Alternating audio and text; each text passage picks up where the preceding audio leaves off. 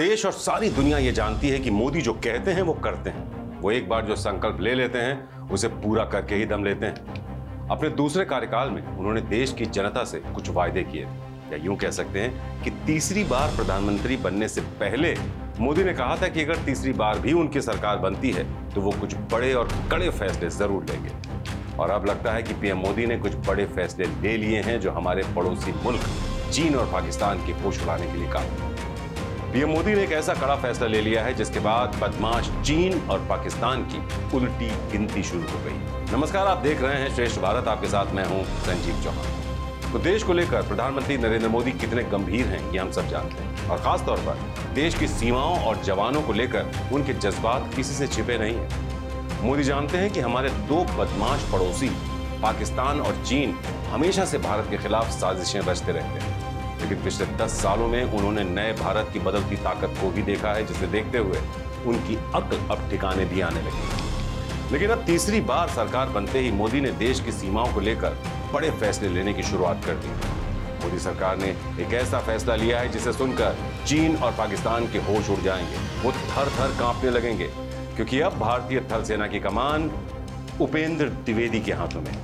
बीते रविवार यानी 30 जून को उपेंद्र द्विवेदी को नया थल सेना अध्यक्ष नियुक्त किया गया है। तो ऐसे में यह जानना भी जरूरी हो जाता है कि आखिर कौन है जनरल उपेंद्र द्विवेदी, जिन्हें देश की इतनी बड़ी जिम्मेदारी सौंपी गई। उपेंद्र द्विवेदी का जन्म 1 जुलाई 1964 को मध्य प्रदेश में हुआ था। उपेंद्र द्विवेदी ने DSSC वेलिंगटन और आर्मी वॉर कॉलेज मऊ में पढ़ाई की। 15 दिसंबर 1984 को उन्हें भारतीय सेना की इन्फेंट्री में कमीशन मिला। 40 सालों की प्रतिष्ठित सेवा के दौरान उन्होंने कई अहम पदों पर काम किया। उनकी कमांड नियुक्तियों में रेजिमेंट्स, 18 JK राइफल्स, महानिरीक्षक असम राइफल्स और 9th कोर की कमान शामिल। उपेंद्र द्विवेदी ने सेना उप प्रमुख के तौर पर 2022 से 2024 तक महानिदेशक इन्फेंट्री और general officer commanding in chief समेत कई अहम पदों पर सेवाएं दी। वो इसी साल 15 फरवरी को उप सेना प्रमुख नियुक्त किए गए।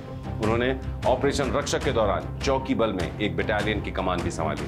आपको बता दें कि सेना प्रमुख बनाए गए उपेंद्र द्विवेदी के पास चीन और पाकिस्तान की ओर से दी जाने वाली चुनौतियों की गहरी समझ है, क्योंकि वो उत्तरी कमान के general officer commanding in chief के रूप में 2 साल तक जिम्मेदारी संभाल चुके हैं।